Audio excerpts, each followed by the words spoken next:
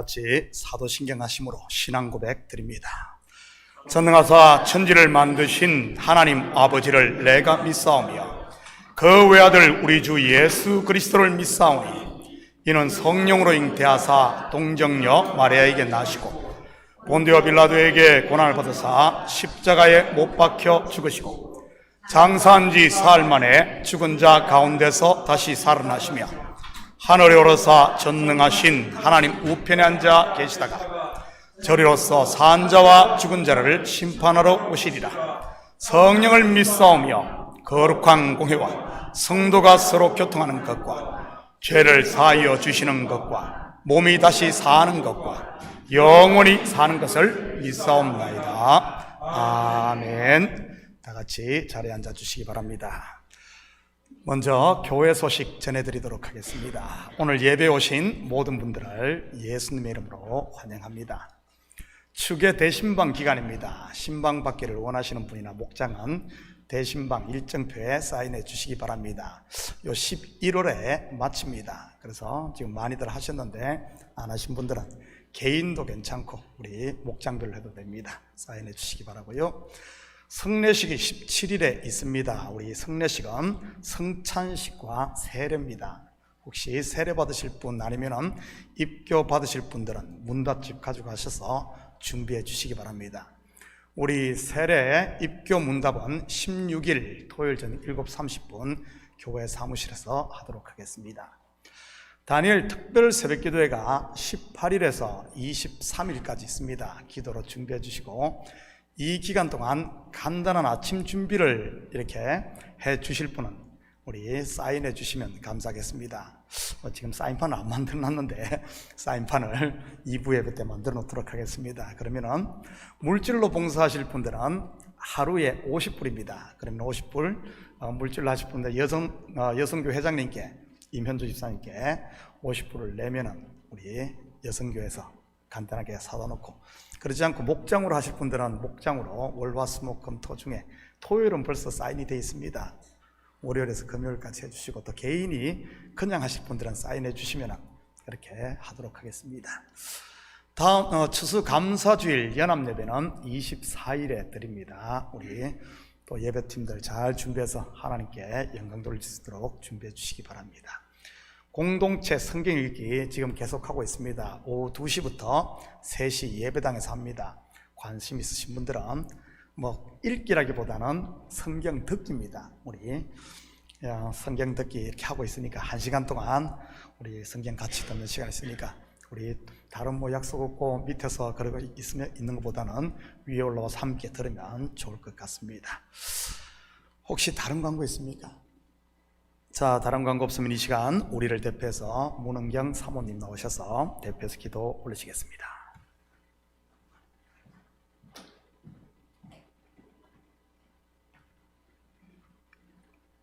하나님 감사합니다. 이렇게 거룩한 주일 저희가 예배당에 모여서 함께 예배할 수 있도록 저에게 축복하심을 감사합니다. 하나님 이 시간 신령과 진정으로 하나님 받으시는 예배를 드릴 수 있도록 성령 하나님 저희를 인도하여 주시옵소서. 한 주간 치렀던 또 하나님 마음을 많이 아프게 했던 것들 많이 있습니다. 이 시간 고백합니다. 이 시간 용서해 주시고 예수 그리스도의 보혈의 피로 정결하고 깨끗하게 씻어주셔서 아버지 예배를 통하여서 저희가 다시 힘을 얻고 은혜 받을 수 있는 귀한 시간이 될 수 있도록 함께하여 주시옵소서. 특별히 목사님을 위해서 기도합니다. 성령의 충만함과 기름 부음을 넘치게 부어주셔서 아버지 목회 사역을 잘 감당케 하시고 그 입술을 통하여서 선포되는 말씀을 통하여서 영혼들이 힘을 얻고 영혼들이 소생하며 아버지 은혜 받을 수 있는 귀한 아버지 우리 목사님 될 수 있도록 축복하여 주시고 많은 중보의 손길들을 붙여주심을 감사합니다. 성령 충만케 하셔서 이 목회의 사명을 잘 감당하여 주님께 칭찬받는 귀한 종으로 함께하여 주시옵소서. 특별히 다음 세대를 위해서 기도합니다. 많은 울부짖는 아버지 부르짖는 기도가 있사오니 아버지 우리들의 기도를 들으시고 아버지 우리 아이들 주일학교에서부터 우리 중고등부 EM 아이들 아버지 세상을 이기고 아버지 이기는 자로 아버지 세워주셔서 아버지 우리 아이들을 하나님께서 높게 들어 쓰임받을 수 있는 귀한 아이들로 하나님께서 사용하여 주시옵소서. 아버지 특별히 아버지 1부 예배에서부터 2부 예배, 아버지 주일학교 예배, 중고등부 아버지 EM 예배가 있습니다. 하나님 이 예배 가운데 성령님 임재하여 주셔서 아버지 예배를 온전히 홀로 영광 받아 주시고 이 예배를 통하여서 제가 귀한 은혜 받는 시간이 될 수 있도록 축복하여 주시옵소서. 감사드리며 예수님의 이름으로 기도합니다. 아멘.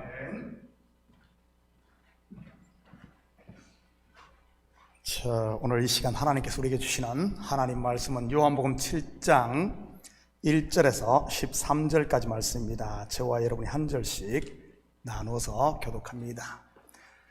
그 후에 예수께서 갈릴리에서 다니시고 유대에서 다니려 아니하시면 유대인들이 죽이려 함이러라. 그 형제들이 예수께 이르되 당신이 행하는 일을 제자들도 보게 여기를 떠나 유대로 가소서.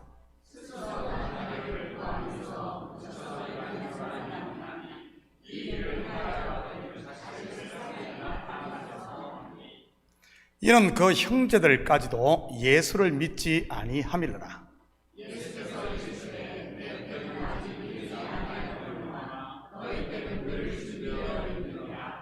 세상이 너희를 미워하지 아니하되 나를 미워하나니 이는 내가 세상의 일들을 악하다고 증언함이라.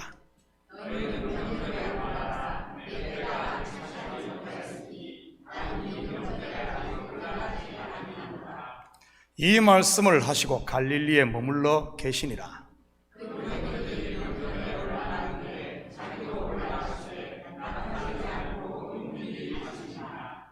명절 중에 유대인들이 예수를 찾으면서 그가 어디 있느냐 하고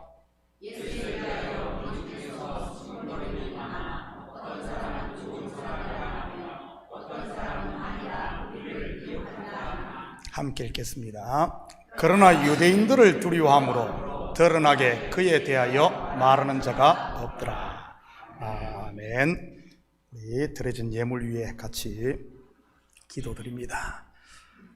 사랑의 아버지 하나님, 참으로 감사드립니다. 지난 한 주간도 우리에게 일할 수 있는 터전과 일할 수 있는 건강 허락하셔서 열심히 땀 흘리게 하시고 그 수고의 열매를 거두게 하시니 참으로 감사를 드립니다. 이 시간 주님 앞에 나오며 빈손 들고 나오지 아니하고 우리의 마음을 담고 정성을 담은 예물을 주님 앞에 올려드리게 하시니 참으로 감사를 드립니다. 11조로 드립니다. 감사 예물로 드립니다. 주일 예물로 드립니다. 선교 예물로 드립니다. 사연을 담아 드리는 예물 가운데 주님 축복하시고 이 예물이 하늘 곳간에 온전히 쌓이게 도와주시옵소서. 예물을 드릴 때마다 우리의 마음이 아버지 하나님 땅에서 하늘로 올라가는 저희들 되게 하시고 땅의 소망이 아닌 하늘의 소망을 두고 사는 저희들 될 수 있도록 축복하여 주시옵소서. 가정마다 복되게 하시고 가정에 그리스도의 사랑이 또 충만하게 넘치며 삶의 터전이 윤택하게 하시고 그리고 우리의 자녀들이 믿음으로 잘 자라 가정의 기쁨이 되고 교회의 기쁨이 되고 이 시대의 기쁨이 되는 자녀들 되게 도와주시옵소서. 이 예물이 쓰이는 곳마다 주의 영광 드러나게 하시고 영혼 구령 사업과 선교 사역과 구제 사역에 온전히 쓰일 줄 믿사오며 이 모든 말씀 예수님의 이름으로 기도드립니다. 아멘. 좋은 아침입니다. 자, 우리 앞뒤 좌우 돌아보시며 서로 인사합니다. 사랑합니다. 축복합니다. 한번 인사합니다. 예수님의 이름으로 여러분을 사랑하고 축복합니다. 지금까지 우리는 오병이어의 표적과 그에 대한 예수님의 해석을 살펴보았습니다. 떡을 먹고 배부를 때는 발 디딜 틈 없을 만큼 많은 사람들이 몰려왔었습니다. 그런데 표적에 대한 해석, 곧 생명의 떡 진리를 말하자 다 떠나고 12제자만 남았고요. 물론 그 12 중에서도 하나는 처음부터 그들 중에 속하지 않은 사람이고요. 누구죠? 가롯 유다. 그가 속한 곳은요, 세상, 다르게 말하면 마귀인 것입니다. 그가 돈꾀를 맡았다는 말 속에는 그가 돈, 곧 재물에 속해 있다는 의미이기도 합니다. 마태복음 6장 24절입니다. 한 사람이 두 주인을 섬기지 못할 것이니 혹 이를 미워하고 저를 사랑하거나 혹 이를 중히 여기고 저를 경히 여김이라. 너희가 하나님과 재물을 겸하여 섬기지 못하느니라. 여기서 말하는 재물은 지금 우리가 생각하는 캐시, 돈의 개념이라기보다는 율법에서 난 자기 의를 말하는 것입니다. 내 의, 내 잘남을 가지고는 결코 천국에 들어갈 수 없다는 말이지. 이것에 대해 예수님이 비유한 낙타가 바늘귀로 들어가는 것이 부자가 하나님 나라에 들어가는 것보다 쉽다는 표현이 바로 이 말이고요. 그렇다면 하나님의 나라는 누가 들어갑니까? 짐을 내려놓은 자, 자기 의를 배설물처럼 버린 자, 그리고 자기의 죄인됨을 고백하는 자, 곧 가난한 자인 겁니다. 심령이 가난한 자는 복이 있나니 천국이 그들의 것이며, 저는 우리 식구들이 돈이 아닌 하나님께 속함으로 천국을 누리는 하나님의 상속자들이 되시기를 축복합니다. 몇 주에 걸쳐 오병이에 관한 설교를 마치고 지난 월요일 새벽 예배 때 여기서 기도를 하는데 성령께서 제 마음의 문을 열어 말씀을 다시 생각나게 했습니다. 여러분, 오병이어에 대한 예수님의 해석을 보면 이 떡은 생명의 떡, 곧 예수님의 살과 피입니다. 물론 이 살을 먹고 피를 마시는 사람은 예수님이 그 안에, 그가 예수님 안에 가는 것이고요. 그렇다면 교회에서 예수님의 살과 피를 마시는 예식이 뭐죠? 바로 성찬식인 것입니다. 우리 교회에서도 다음 주 17일에 성찬식을 합니다. 성찬 예식을 할 때 가장 많이 읽는 본문이 어디입니까? 요한복음 6장과 고린도전서 11장 23절부터 32절입니다. 내가 너희에게 전한 것은 주께 받은 것이니 곧 주 예수께서 잡히시던 밤에 떡을 가지사 블라블라블라 이렇게 가죠. 그런데 성찬 예식을 집례할 때마다 제 마음에 좀 거시기한 부분이 있었습니다. 거시기가 뭐죠? 좀 끓여지는 부분 말이지요. 왜냐하면 그 의미가 선명하지 않았기 때문에 말입니다. 바로 27절부터 30절입니다. 한번 볼까요? 한 절씩 저와 여러분이 나누어 읽도록 하겠습니다. 고린도전서 11장 27절에 30절입니다. 그러므로 누구든지 주의 떡이나 잔을 합당하지 않게 먹고 마시는 자는 주의 몸과 피에 대하여 죄를 짓는 것이니라.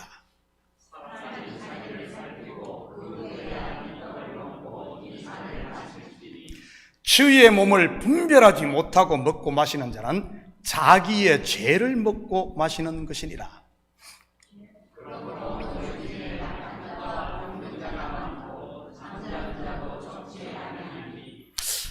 여러분은 이 구절을 볼 때 좀 깨름칙하지 않던가요? 떡을 받을까 말까 망설여지지 않았느냐는 말입니다. 뭐 아무 생각 없이 주니까 그냥 먹었습니까? 사실 지금까지 저는 여기서 말하는 주의 떡이나 잔을 합당하지 않게 먹고 마신다는 말을 단순히 죄를 지은 것으로만 이해를 했습니다. 그 주간에 도둑질을 했다든지 누구를 미워했다든지 아니면은 누구와 다투었다든지 하는 이런 쪽으로만 말이지. 그러다 보니 성찬식이 있는 주일 아침에 좀 언짢은 일이 있다든지 할 때는 더더욱 마음이 깨름직하고 그랬어요. 그런데 기도 가운데 하나님께서 이 말씀의 의미를 새롭게 열어주셨습니다. 지난 주일 말씀과 연결시켜 주심으로 말이지. 주의 떡이나 잔을 합당하지 않게 먹고 마신 사람, 여러분, 우리 요한복음 6장과 연결하면 이 사람이 누구입니까? 성만찬 자리에서 말이지. 예수님의 12 제자들 중에 하나, 누구죠? 가룟 유다입니다. 가룟 유다는 어떻게 이 떡을 먹었습니까? 한마디로 하면 돈꾀를 짊어지고 먹은 것입니다. 다시 말해 예수를 팔겠다는 자기의 뜻, 자기의 욕망, 그리고 자기의 의를 내려놓지 않고 먹었다는 말입니다. 오직 자기의 배만을 위해서 말이지. 생명의 떡이 아닌 사망의 떡으로 먹은 것이지. 하나님의 말씀을 생명과가 아닌 선악과로, 먹고도 죽은 조상들이 먹은 광야의 만나로 먹었다는 말입니다. 쉽게 설명을 하면 하나님의 말씀을 통해 하나님이 행하신 놀라운 일, 곧 복음으로 들은 것이 아닌 자기 의를 쌓기 위한 율법으로만 들었다는 말입니다. 그러니 어떻게 되겠습니까? 자기의 죄를 먹고 마시는, 곧 자기 의만 채우다가 결국에는 배가 터져 창자가 흘러나와 죽었던 것이지. 반면 주의 몸을 분별하고 생명의 떡으로 먹으면 내 의는 배설물처럼 버려지고 하나님의 의가 내 속에 충만하게 채워져 결국은 나는 없고 오직 그분만 남게 되는 것입니다. 한마디로 하면 하나님의 아들이 되는 것이지. 그러므로 너희 중에 약한 자와 병든 자가 많고 잠자는 자도 적지 아니하니. 무슨 말입니까? 하나님의 말씀을 생명의 떡이 아닌 사망의 떡, 곧 자기 욕망을 채우기 위해 말씀을 듣게 되면 말씀을 들으면 들을수록 더 병이 깊어지고, 여기서 말하는 병은 교만해진다는 것이지. 결국은 그 영혼이 화인 맞는다는 말입니다. 기도를 하면 할수록 더 자기가 높아지고 말씀을 알면 알수록 형제를 더 정죄하게 되는 것 말이지. 왜냐하면 하라 하지 마라 겉으로만 하나님의 계명을 보기 때문에 말입니다. 그 속에 있는 사랑을 보지 못하고 말이죠. 그러다가 결국은 자기가 속한 곳으로 가는 것이고요. 자기가 속한 곳이 어디입니까? 돈, 세상, 바로 자기 의와 함께 망하는 것이지. 결국 주의 성찬은 누가 먹어야 한다는 말입니까? 은혜를 받은 자, 바로 그 은혜를 아는 성도인 것입니다. 이렇게 성찬을 받게 되면 은혜 위에 은혜가 더하여지는 것이고요. 저는 우리 식구들이 말씀을 들을 때마다, 성찬을 대할 때마다 생명의 떡으로 받음으로 은혜 위에 은혜가 더욱 풍성하게 넘치시기를 축복합니다. 오늘 본문으로 들어갑니다. 1절, 2절입니다. 그 후에 예수께서 갈릴리에서 다니시고 유대에서 다니려 아니하시면 유대인들이 죽이려 함이로라. 유대인의 명절인 초막절이 가까운지라. 그 후에 어떤 사건 후라는 말입니까? 우리가 지금까지 공부했던 오병이어 사건 후라는 말입니다. 갈릴리에서 다니시고, 우리는 이것을 통해 예수님께서 갈릴리에 머물고 있었음을 볼 수 있습니다. 예수님의 공생애를 보면 거의 4분의 3 이상을 갈릴리에서 사역을 합니다. 그것은 유대 곧 예루살렘에서는 자기를 죽이려는 종교 지도자들 때문이기도 했지만 더 큰 이유는 제자들을 양육하기 위해서였습니다. 그리고 예루살렘에서의 사역은 주로 절기를 중심으로 이루어졌고요. 여러분, 대표적인 절기가 무교절이라고 불리는 유월절, 오순절이라고 불리는 칠칠절, 그리고 본문에 나오는 초막절이고요. 이스라엘의 3대 절기 아닙니까? 유월절은 이스라엘 백성들이 출애굽한 날을 기념해, 그리고 초막절은 광야 40년을 회상하는 절기입니다. 물론 초막절이 추수를 마치고 곡식을 저장하는 수장절이기에 추수감사의 의미도 같이 가지고 있는 것이고요. 3절, 4절입니다. 그 형제들이 예수께 이르되 당신 행하는 일을 제자들도 보게 여기를 떠나 유대로 가소서. 스스로 나타나기를 구하면서 묻혀서 일하는 사람이 없나니 이 일을 행하려 하거든 자신을 세상에 나타내소서 하니. 예수님의 형제가 누구입니까? 마태복음 13장 55절 56절입니다. 이는 그 목수의 아들이 아니냐? 그 어머니는 마리아, 그 형제들은 야고보, 요셉, 시몬, 유다라 하지 않느냐? 그 누이들은 다 우리와 함께 있지 아니하냐? 그런즉 이 사람의 이 모든 것이 어디서 났느냐 하고. 예수님의 형제가 누구죠? 야고보, 요셉, 시몬, 유다. 여기서 야고보는 야고보서를 기록한 저자요, 유다는 유다서를 기록한 사람입니다. 4명의 형제의 누이들이라고 기록한 것을 보면 최소한 그 누이가 2명 이상임을 알 수가 있습니다. 적어도 6명이 있는 거죠. 왜 형제들이 예수님께 유대로 가라고 했겠습니까? 답답해서 그랬던 것 아니겠어요? 우리가 바로 앞장을 이미 공부해서 알겠지만 표적을 행했을 때는 얼마나 많은 사람들이 따라다녔습니까? 오병이어로 배불린 군중들, 장정만 5,000명이니 여자들과 아이들까지 합하면 한 15,000에서 2만 명은 되지 않았겠습니까?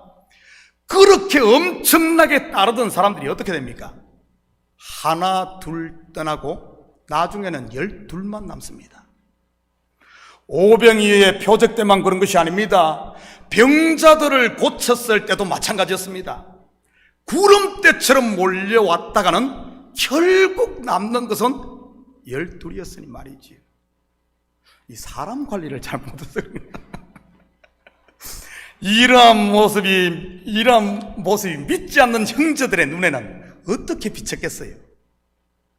내 시작은 미약하였으나 내 나중은 심히 창대하리라가 아닌, 내 시작은 심히 창대했으나 내 나중은 언제나 미약해 보이지 않았겠어요?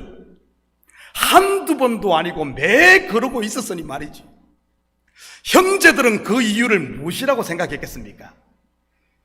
형님이 재주가 없어서? 형님이 운이 나빠서? 글쎄요, 바로 갈릴리, 터가 좁고 물이 안 좋아서 그렇다고 생각을 했습니다. 그러면서 추천한 곳이 어디입니까? 큰 고기는 큰 물에 가서 잡아야 한다. 어디죠? 예루살렘입니다. 여기서 유대로 가라는 말은 예루살렘으로 가라는 말입니다.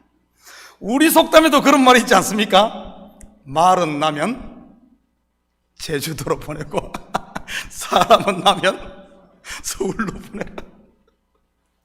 마침 때도 초막절 아닙니까? 당시 6월절이나 초막절에는 팔레스타인 땅에 있는 유대인들 뿐만 아니라 세계에 흩어져 살던 디아스포라 유대인들까지 전부 예루살렘에 모였습니다. 성지를 방문하기 위해서, 제사드리기 위해 성지순례를 내죠. 우리는 그러한 사실을 오순절에 성령이 강림했을 때 그 현장을 통해 알 수 있습니다. 그때 모인 사람들의 국적이 어디였습니까? 한번 볼까요? 사도행전 2장 9절에서 11절입니다. 우리는 바데인과 메데인과 이란, 이라크죠. 엘람인과 또 메소포타미아, 지금 중동이죠. 유대와 갑바도기아, 지금 갑바도기아 본도는 지금 터키 지역입니다. 아시아, 부르기아와 밤빌리아, 애굽은 알죠? 저 아프리카 및 구레네에서 가까운 리비아와 여러 지방에 사는 사람들과 로마로부터, 이탈리아 반도 로마로부터 온 나그네와 온 유대인과, 유대인뿐만 아니라 유대교에 들어온 사람들과 유대교에 들어온 이방인들과 그레데인과 서미족, 아라비안들이라 우리가 다 우리의 각건으로 하나님의 큰 일을 말함을 듣는도다 하고. 당시 기록들을 보면 이런 명절 기간에는 약 200만 명에서 300만 명의 유대인들이 예루살렘을 찾았다고 합니다. 그 일주일 절기 기간 동안 말이죠. 그래서 형님께 큰 물에서 놀 것을 이 형제들이 제안한 것이지. 그런데 사실 그들의 속뜻은 무엇이었겠습니까? 물론 모이면 흩어지고 모이면 다 떠나는 이 제대로 못하는 형의 모습이 안타까워서일 수도 있지만, 실상은 예루살렘에서 우리 큰형님이 성공하면 자기들에게도 콩고물이라도 떨어지기를 기대하며 그랬던 것 아니겠어요? 이것은 예수님의 형제들만 그런 것이 아닙니다. 성령을 받기 전 제자들도 그랬고 우리도 그럴 수 있는 것 아닙니까? 하나님의 말씀을 생명의 떡으로 먹지 않으면 말이에요, 예수를 이용해 어떻게 하면 복을 받을까? 어떻게 하면 좀 대장 노릇을 할까? 어떻게 하면 하나님께, 사람들에게 좀 인정받고 문안받을까? 이런 것만 구하게 된다는 말입니다. 다시 말해, 예수를 내 성공의 수단으로 이용한다는 말이지. 내가 왕이고 예수는 그냥 우리 집의 머슴으로 생각을 한다는 말이에요. 여러분, 초막절이 무엇을 하는 절기입니까?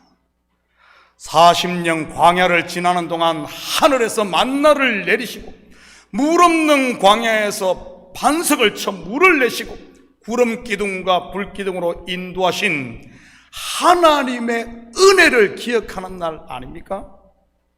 초막에 거하며 그때를 회상하는 것 말이지. 애굽의 종살에서 건지신 이 일을 하나님 했다는 말입니다.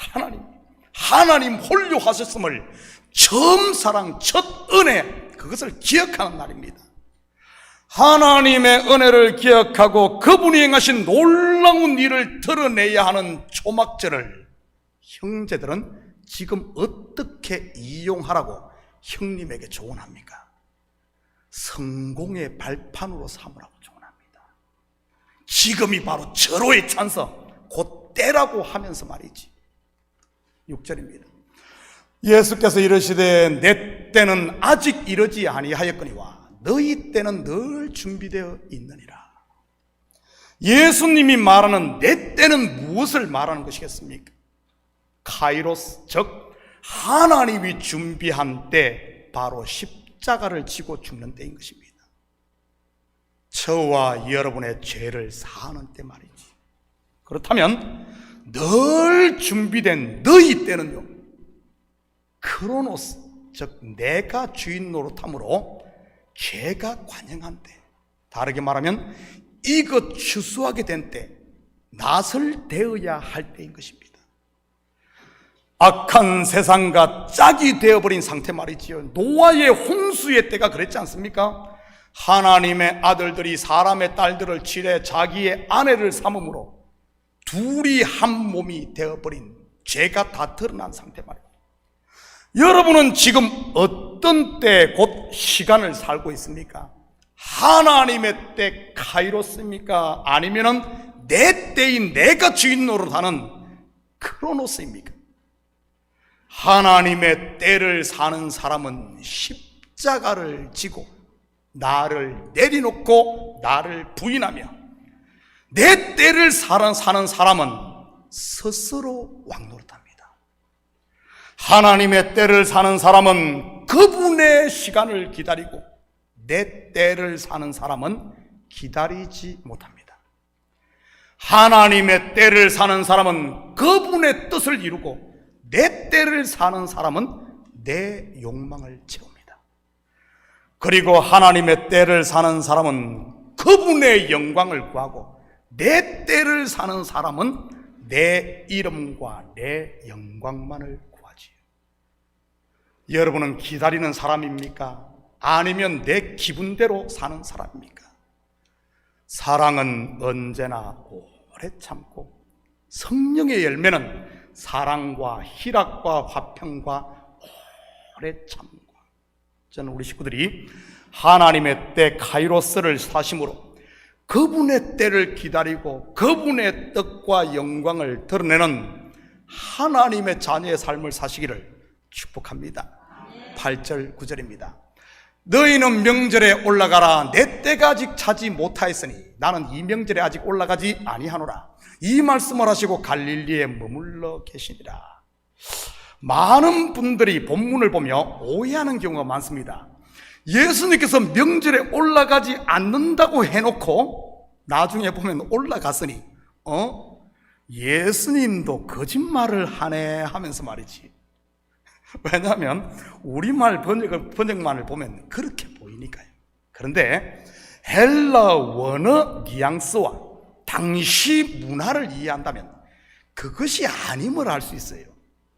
8절에 나는 이 명절에 아직 올라가지 아니하노라 할 때 이 아직은 영어로 하면 right now, 지금은 올라가지 않는다는 말입니다. 지금 너희와 함께 올라가지 않는다는 이런 말이죠. 여러분, 당시의 명절을 지키기 위해 예루살렘에 갈 때는 온 동네 사람들이 함께 모여서 여행을 했습니다. 우리는 이 사실을 예수님의 어린 시절을 기록한 누가복음에서도 잠시 엿볼 수가 있지. 한번 볼까요? 누가복음 2장 42절에서 44절입니다. 예수께서 12살 되었을 때 그들이 이 절기의 관례를 따라 올라갔다가, 이 절기는 아마 3대 절기 중에 하나일 거예요. 유교절이 아니죠. 유월절, 초막절, 그리고 아니면은 모순절, 77절, 그 중에 하나겠죠. 예수께 12살 때 그들이 이 절기의 관례를 따라 올라갔다가 예루살렘의 성전에 올라간 거죠. 그 날들을 마치고 돌아갈 때 아이 예수는 예루살렘에 머무셨더라. 그 부모는 이를 알지 못하고 동행 중에 있는 줄로 생각하고 하룻길을 간 후 친족과 아는 자 중에서 찾되. 뭔 말이에요? 지금 이런 무리 중에 같이 움직였다는 거예요. 아들이 없어졌는데도 모를 정도로 가족과 친척 그리고 온 동네 사람들이 함께 여행을 했다는 말입니다. 여러분, 나사렛에서 예루살렘까지는 약 151km 거리입니다. 하루에 50km씩 걸어도 3일은 가야 하는 거리지. 거기다가 당시 유대인들은 사마리아 사람들과 상종을 하지 않았기에 사마리아를 통과하지 않고 요단 동쪽으로 돌아서 다녔습니다. 이스라엘 지도를 보면 동쪽은 저지대입니다. 이 해수면보다 더 낮거든요. 저지대고 예루살렘은 높은 곳에 위치했습니다. 해발 700m. 갈릴리에서 동쪽을 따라 내려와 여리고 쪽에서 저지대에서 예루살렘으로 올라가는 길은 계속 오르막길일 뿐만 아니라 험한 산지길이었습니다. 예수님의 비유에도 나오듯이 이곳에 순례객들을 노린 강도들이 많았었고요. 그리고 명절을 지내기 위해 가는데 여러분, 빈손으로 가겠습니까? 재물을 살 돈과 먹고 자야 하는 숙식을 위한 돈, 거기에 모처럼 이 캐피털 시티 예루살렘에 왔으니 여자분들 좀 쇼핑도 해야 할 것 아니겠습니까? 한마디로 뭉칫돈을 들고 다녔다는 말입니다. 그러니 혼자 여행했다가는 영락없이 강도들의 타깃이 될 수밖에 없었지요. 그러니 온 동네가 함께 여행할 수밖에 없었고요. 제가 소시적 우리 동네 분들도 그랬습니다. 읍내에 5일장 있으면 온 동네 분들이 함께 장을 보러 간다고 머리에 이고 치고 바리바리 치고, 경운기가 보급된 이후에는 함께 경운기 2대 세대 타고 온 동민들이 다 같이 가고, 예수님께서 말씀하신 아직 올라가지 않는다는 말은 바로 이 지금 가족과 온 동네 사람들이 함께 여행하는데 거기에 함께 가지 않는다는 이런 말입니다. 이 명절고 초막절에 예루살렘 성전에 올라가지 않는다는 말이 아니고요. 왜 그랬겠습니까? 유대인들이 그를 죽이려고 찾고 있었기 때문입니다. 물론 여기서 말하는 유대인들은 예루살렘 종교 지도자들을 말하는 것이고요. 11절입니다. 명절 중에 유대인들이 예수를 찾으면서 그가 어디 있느냐 하고, 여러분, 유대 종교 지도자들이 예수를 죽이고자 찾습니다. 어디에서 찾았겠습니까? 나사렛 동네 사람들 중에 더 구체적으로 말하면 예수님의 친척과 가족 중 아니었겠어요? 갈릴리에서 온 사람들은 일단 티가 났으니 말이지요. 억양이 다르니 말입니다. 우리나라에도 경상도, 전라도, 그리고 충청도와 서울 사투리가 있듯이 당시 이스라엘도 똑같았습니다. 예수님께서 십자가 지기 전날 잡히셨을 때 베드로의 억양을 금방 알아보지 않습니까? 야, 네 말하는 투를 보니까 갈릴리 사람이구나. 바로 알아보잖아요. 당연히 갈릴리 나사렛에서 온 순례객들 속에서 이 종교 지도자들이 예수님을 죽이고자 찾았다는 것입니다. 12절 13절입니다. 예수에 대하여 무리 중에서 수군거림이 많아 어떤 사람은 좋은 사람이라 어떤 사람은 아니라 무리를 미혹한다나 그러나 유대인들을 두려워함으로 드러나게 그에 대하여 말하는 자가 없더라. 그렇다면 예수님께서는 언제 예루살렘에 올라갑니까? 형제들의 때, 사람의 때가 아닌 하나님의 때에 올라갑니다. 바로 명절 중간에 말이지. 그리고는 수군수군, 갈팡질팡, 그리고 사람들이 두려워 눈치만 보는 이런 무리들, 제자들을 가르쳐 분명한 신앙 고백을 하게 합니다. 여러분, 그러자 어떤 일이 일어난 줄 압니까? 예수님을 잡으려던 유대 종교 지도자들이 이제는 갈팡질팡합니다. 분명한 신앙 고백을 하는 제자들로 인해서 말이지요. 당당히 이 제자들이 커밍아웃을 했던 것입니다. 예수님은 바로 이 하나님의 때 카이로스를 기다렸던 것이고요. 괜히 어중중 무리 중에 갔다가 잡혀버리면 거기에 있는 제자들 여전히 갈팡질팡 수군수군 하지 않았겠어요? 사랑하는 성도 여러분, 이 한 주도 하나님의 때를 기다림으로 저와 여러분을 통해 일하시는 하나님을 우리 삶으로 경험함으로 더 이상 갈팡질팡 수군수군 오락가락의 신앙이 아니라 분명한 신앙 고백을 함으로 사단이 한 길로 왔다가 7길로 도망가게 하는, 그래서 우리의 삶이 하나님께서 우리에게 주신 이 은혜와 평강, 하나님의 나라를 마음껏 누리며 사는 이런 복된 한 주 되기를 예수님의 이름으로 축복합니다. 같이 기도하십시다. 사랑의 아버지 하나님, 참으로 감사를 드립니다. 아버지 하나님, 혹시 우리의 신앙이 아버지는 갈팡질팡하고 있지는 않습니까? 아버지 하나님, 하나님의 때를 기다리고 하나님의 말씀을 생명의 떡으로 받아 이제는 아버지 하나님 더 이상 요동하는 신앙이 아니라 기둥으로 굳게 서고 분명한 신앙 고백을 하며 사단을 두려워 떨게 하는 이 시대 제자, 이 시대 그리스도의 증인으로 살게 도와주시옵소서. 감사드리며 예수님의 이름으로 기도드립니다.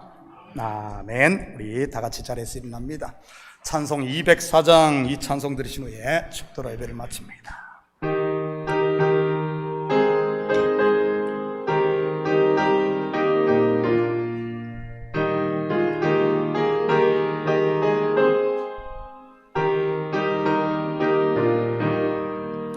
주의 말씀 듣고서 진행하는 자는 반석 위에 터닫고 집을 지은 같아 비가 오고 물나며 바람 부딪혀도 반석 위에 세운 집 무너지지 않네. 잘 짓고 잘 지세 우리 집 잘 지세 만세 반석 위에다 우리 집 잘 지세 주의 말씀 듣고도 행치 않는 자는 모래 위에 터닫고 집을 지은 같아 비가 오고 물나며 바람 부딪힐 때 모래 위에 세운 집 크게 무너지네. 잘 짓고 잘 짓세 우리 집 잘 짓세. 만세 반석 위에도 우리 집 잘 짓세. 세상 모든 사람들 집을 짓는 자니 반석 위가 아니면 모래 위에 짓네. 우리 그지 오셔서 귀한 상을 줄 때 세운 공로 따라서 영영상벌 주리. 잘 짓고 잘 짓세 우리 집 잘 짓세. 만세 반석 위에도 우리 집 잘 짓세. 아멘. 이제는 우리 주 예수 그리스도의 은혜와 하나님 아버지의 무한대하신 사랑하심과 성령님의 감화 감동 충만 역사 위로하심, 하나님의 말씀을 생명의 떡으로 먹음으로 말며 말씀을 들을 때마다 하나님께서 행하신 이 놀라운 구원의 일들을 보고 또 보고 듣고 또 들음으로 처음 사랑 그 은혜 안에 온전히 거함으로 이제는 더 이상 요동하는 신앙이 아니라 분명한 신앙 고백 가운데서 세상이 우리를 근접하지 못하고 우리를 넘어뜨리지 못하고 한 길로 왔다가도 일곱 길로 도망가게 하는 이런 믿음의 용사로 살길 원하는 사랑하는 성도들 머리 위에, 저들 가정 위에와 사업 위에, 그리고 고국에 두고 부모 형제들 머리 위에, 참교회 위에 이제로부터 영원토록 함께 있을지어다. 아멘.